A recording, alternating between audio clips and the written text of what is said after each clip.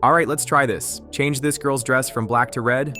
Pretty impressive. Now, make this woman wear eyeglasses. Seems good? Also, add a goat to the field in the picture. Awesome. Looks interesting. Okay, so the AI tool that I am talking about is called Qwen AI, which is an absolutely free-to-use AI tool that can perform many tasks including image generation, web dev, and of course image editing. So to start off, just come onto the official website of Qwen AI, which will also be linked in the video description, and after coming here, just simply click on image edit, and then you can just simply upload any image from your computer, or you can also paste any image from your clipboard. Now just enter the prompt of what you want to edit in the picture. Just make sure to be specific and detailed so as to get the best results, and the best part is that it only takes a few seconds for generating the image.